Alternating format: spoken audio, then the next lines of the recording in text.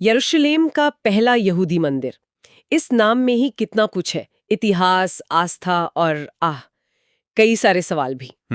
आज हम इसी पहले मंदिर की कहानी की थोड़े गहराई में जा रहे हैं। हमारे पास एक लेख है, पहला यहूदी मंदिर, सुलेमान से विध्वंस तक। उसके कुछ हिस्से हैं और कोशिश रहे भी ये समझने की कि ये मंदिर कैसे बना, क्यों इतना अहम था और फिर इसका अंजाम क्या हुआ। तो चलिए शुरू करते हैं। सबसे पहला सवाल कि आखिर इसे बनवाया किसने था और कब?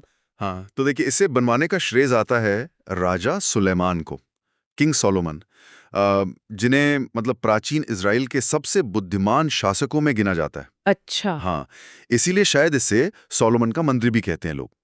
और जहाँ तक वक्त की बात है, तो जो जानकारी है वो इशारा करती है कि इसका काम लगभग 957 ईसा पूर्व, मतलब BCE, उसके आसपास शुरू हुआ था। राजा सुलेमान, हाँ, उनका जिक्र तो बहुत सुना है। अच्छा, और ये मंदिर ये बना कहाँ था? लोकेशन? लेख में यरूशलेम के कैंपल माउंट का जिक्र है। ये जगह? ये तो आज भी बहुत बहुत अहम मानी जाती है ना। बिल्कुल, बिल्कुल। यहूदी परंपरा में तो ये सबसे पवित्र जगह है और मंदिर बनाने का मकसद भी यही था। ईश्वर मतलब यहोवा, उनकी इबादत के लिए एक सेंट्रल जगह बनाना, जहां सारी धार्मिक रस्में हो सकें, जैसे बलि वगैरह चढ़ाना। ये सिर्फ एक बिल्डिंग नहीं थी, ये यहूदी कौम के लिए उनकी आस्था, उनकी पहचान, उसका सबसे बड़ा सेंटर बन गया था। एक सेंट्रल जगह। ये बात दिलचस्प है कि पूरी कौम की आस्था एक जगह से इतनी गहराई से जुड़ जाए। पर इसमें ऐसा क्या खास था? मतलब क्या चीज थी जिसने इसे इतना इतना महत्वपूर्ण बना दिया? लेख में आर्क ऑफ द कॉवेनेंट, वाचा के संदूक का जिक्र आता है। हाँ, वाचा का संदूक, आर्क ऑफ द कॉवेनेंट, ये बहुत अहम था। माना जाता है कि इसमें वो पत्थर की तख्तियां थीं जिन पर 10 हुक्म लिखे थे, जो मूसा को मिले थे। अच्छा। 10 आज्ञाएं, हाँ। 10 कमांडमेंट्स। और ये संदूक मंदिर के सबसे पाक, सबसे अंदरूनी हिस्से में रखा गया था। वाचा का मतलब है एक तरह का एग्रीमेंट, ईश्वर और यहूदी लोगों के बीच का करार। तो ये संदूक उस करार की निशानी था। अरे वाह, यानी सिर्फ धार्मिक नहीं बल्कि एक तरह से ईश्वर के कानून का प्रतीक भी वही था। कमाल है। सही कहा आपने, बिल्कुल। और सिर्फ यही नहीं, मंदिर खुद भी मतलब बेइंतहा आलीशान था।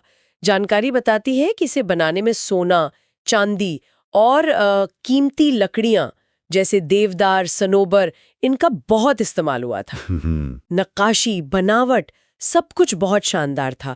ये वाकई यहूदी पहचान, उनकी ईश्वर से वाचा और उनकी क्या कहते हैं, एकता का एक जीता जागता सिंबल था। इतनी भव्यता, इतना गहरा मतलब, पर इतिहास हमेशा मेहरबान नहीं रहता।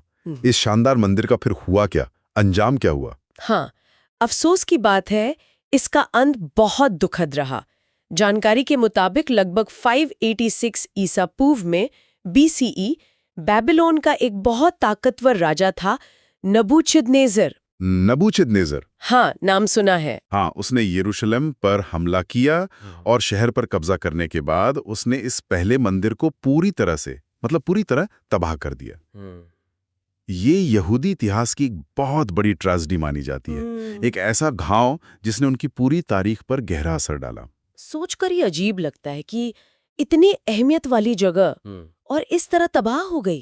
तो संक्षेप में देखें तो राजा सुलेमान ने इसे बनवाया करीब 957 ईसा पूर्व में। जगह थी टेम्पल माउंट। ये यहूदी आस्था का केंद्र था। इसमें वाचा का संदूक जैसी पाक चीजें थीं। और आखिरकार 586 ईसा पूर्व में नबूचदनेस्सर ने इसे नष्ट कर दिया। बिल्कुल। और यहाँ एक बात सोचने वाली है, पता है, कि जब कोई भौतिक ढांचा, कोई इमारत जो इतनी पवित्र हो, इतनी अहम हो, जब वो नष्ट हो जाती है तो उसकी विरासत कैसे जिंदा रहती है? लोगों की आस्था, उनकी पहचान, उस जगह से उनका जो जुड़ाव है, वो सब चीजें उस इमारत के मिट जाने के बाद भी कैसे बनी रहती हैं? ये सिर्फ इतिहास का सवाल नहीं है। ये इंसान की याददाश्त, उसकी आस्था, उसकी पहचान, उसकी फितरत से जुड़ा एक गहरा सवाल है। इस पर गौर किया जा सकता है।